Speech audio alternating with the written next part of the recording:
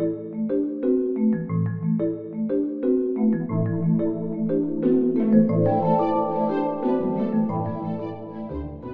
went into management consulting.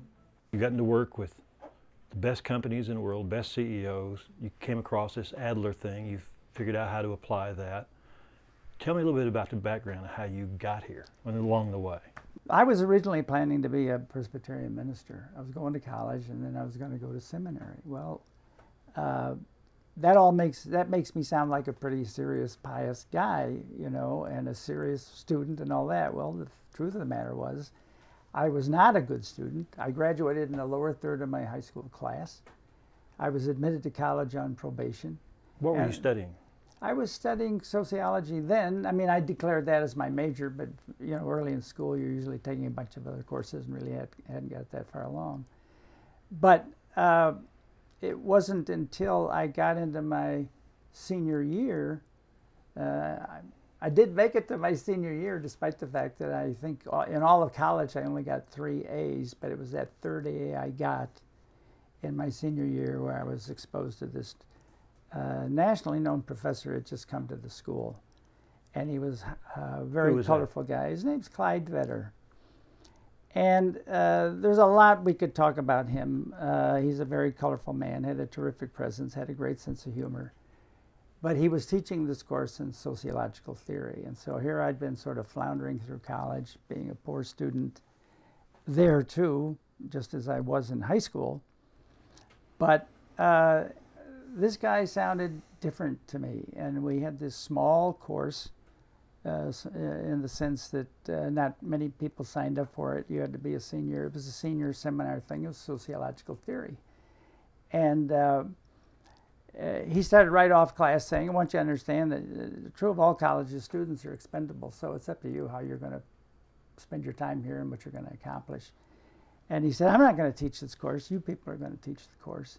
And this is sociological theory, and the first person in the course is Gabriel Tarde, the French philosopher. And each of you are going to take key scholars and present their views to the rest of the class. So we were going to be the teachers. And he said, who wants to be the first one to do it? And I threw up my hand, and I don't even know why I did that. Never did that kind of thing before. And you're thinking easy A. Easy. Well, I'm not, at this point, I'm just thinking about finishing college. Right. And so I study Tarde, and I get ready for class at the end of the week, and I present. Tarde is known for the man who created the theory of imitation. Somebody commits a particular kind of crime, or somebody starts hijacking an airplane, and then other people get the idea. Theory of imitation has ended up being a big theory in life, and this was Tarde's idea.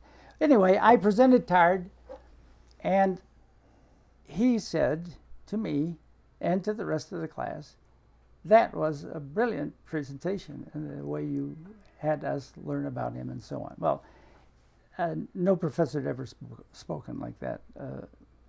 The point is, all of a sudden, I picked up the speed. I did well in that course. I did better in other courses. But he came to me and he said, you know, young man, you need to go to graduate school. Well, I was planning to go to a Presbyterian seminary. As I mentioned, I was planning to become a minister. He said, you need to go to graduate school. I said, have you seen my record? And he says, yes, I've seen your record, and it'd be hard to get you into graduate school, but I'll get you in on probation. You need to go to graduate school. So I did begin, for the first time in my life, perform academically, and I did get good grades. And he was not only an important person to me, but he was very colorful himself. He got me into graduate school, and I performed well in graduate school. I'd known him through my senior year, but then when I got into the master's degree, of course, he was my major professor, but you have to have a minor, and my minor was psychology. And there I ran into another professor who had almost as much influence, but just as powerful an influence in my life, but I met him later, so he's secondary to Vedder, but he was a very powerful teacher. First person to tell me about Buckminster Fuller, so I knew he's a pretty smart guy because he'd just come to the university too. He'd been at Southern Illinois, where where he and Buckminster Fuller were friends. So just as a side in class one night, he says, well, this is a man who forgot more than Buckminster Fuller? Buckminster Fuller, who is technically, well, of course I know all about him. One of the great, yeah, well, I thought you did know everything about him. He is just one of the most colorful thinkers, creative thinkers that we've known in this country. So he and this professor, who was, his name was Ledford Bischoff. He went as Duke, which I don't, you know, if your name is Ledford, you have to have another name. His name was Duke. So, you know, sociology was my first subject and a great interest to me. But you have to have a minor, and my minor was psychology, which came rather easily to me. And I met a terrific professor, and there was another professor who had this great impact on my life, who was a psychologist. And he became a very important professor to me because he taught two courses that I took. One was Theories of Personality, which is a classic course which you have to complete if you're going to be anybody who's a student in psychology. And the second one was Psychopathology. I aced these courses, but in the Theories of Personality course, we came across Freud, Jung, and Adler. And I learned about them and many others. But Adler really struck home with me because he was the social. And that tied in with the sociology thing that you were pursuing? That's right. If you love sociology and believe in what it has to bring to the world, then Adler is your psychologist. And so that was natural for me. So I got hooked up with the Adlerian idea in this course, and really it had an impact on me. And when I left school and then entered, as I did plan to do, I'd put off for a year going to the Presbyterian Seminary. Then I went to Presbyterian Seminary. How did that work out? It worked out all right in the sense. Another point that was good about was good for my self-image was that after all of my floundering, I became the charter president of the National Sociology Honor Society, which is really nothing I ever thought would happen to me. So then I trundled off to seminary as I had planned, because that was what had been in my mind for many years. And I got there, and I found in seminary that after studying with Vedder and Bischoff, seminary was pretty dull.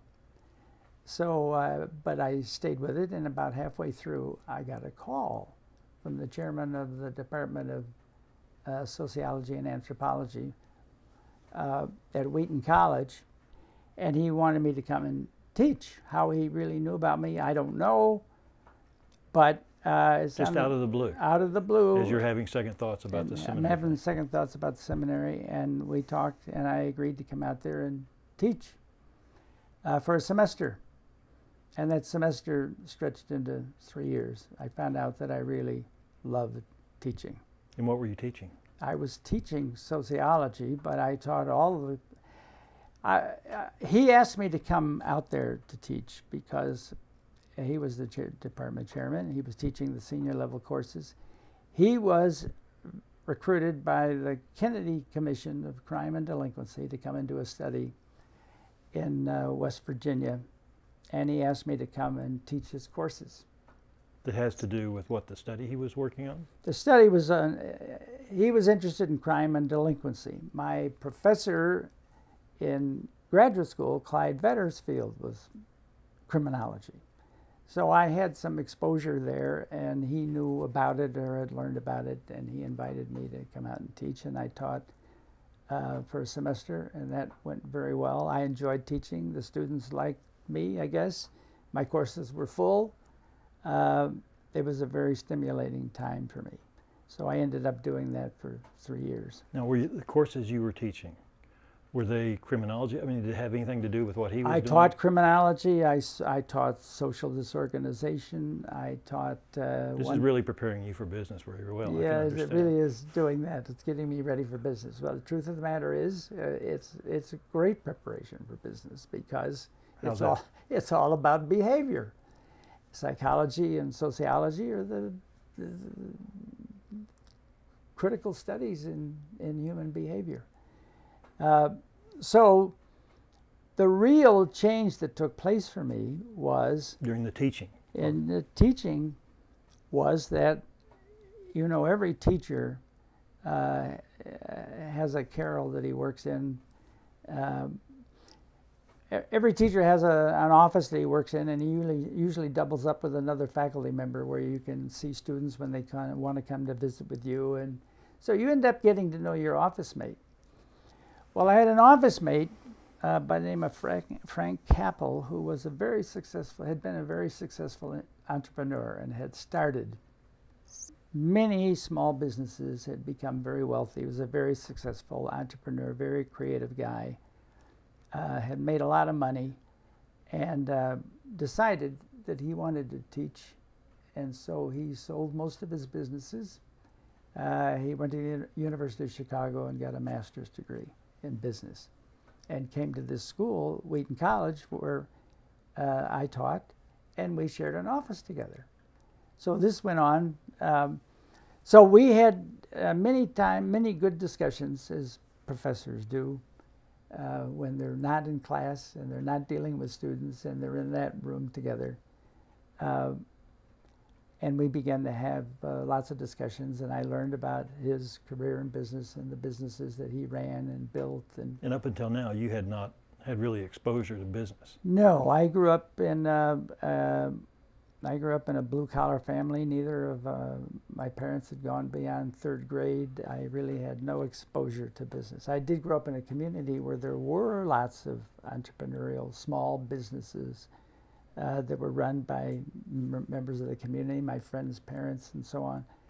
But I never had any real interest in business, didn't know anything about it, hadn't planned to go that way. And another coincidence, the chairman, who had come back from his study and had asked me to stay on, and that's why I ended up staying out there for 3 years, said that the new president of the college wanted, at faculty meetings, each department each month would then present what's new in their discipline. And so he said, let's start with you. And he pointed to my boss, and so sociology was the first department to do this.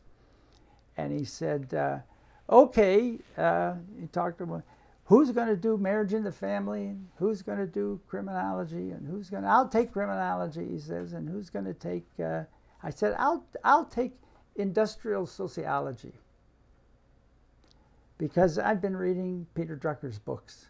Because I've been teaching sociological theory, of course that gets you into complex organizations and all the implications that... But you didn't know anything about it and you were going to do it? Well, you had no background in it? Well, no, I didn't have any background in it, but I felt...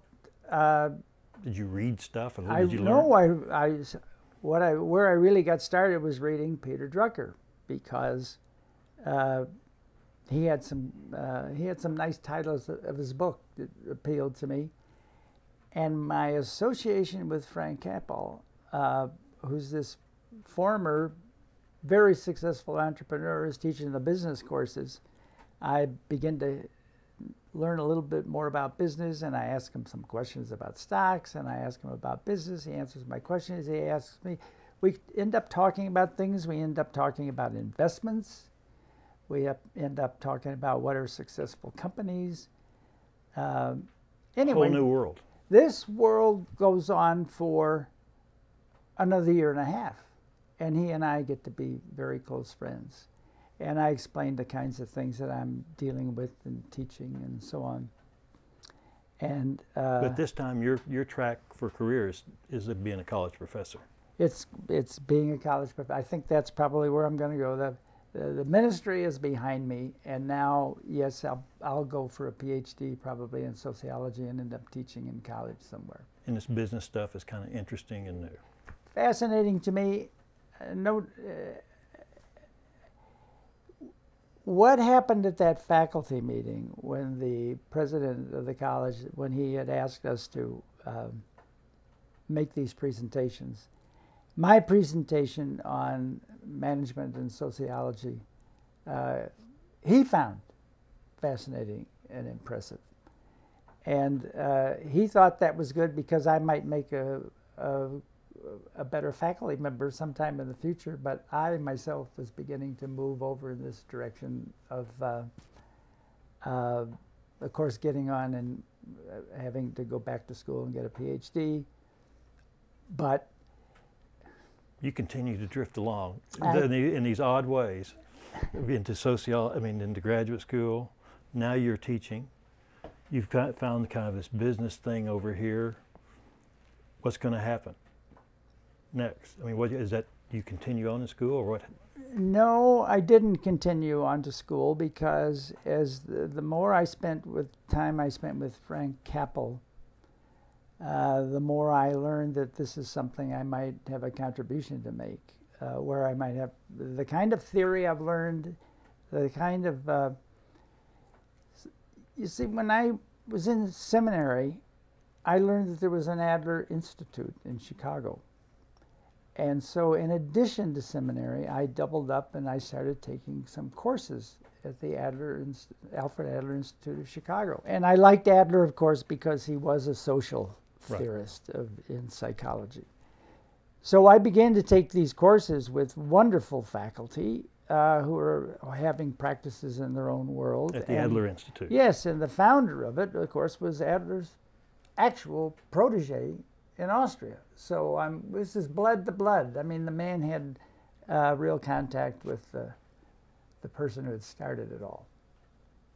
Adler had died in 1937, so of course he was gone, but his theory made it into these textbooks, and he's known as one of the great psychologists of all time. This was making sense to me.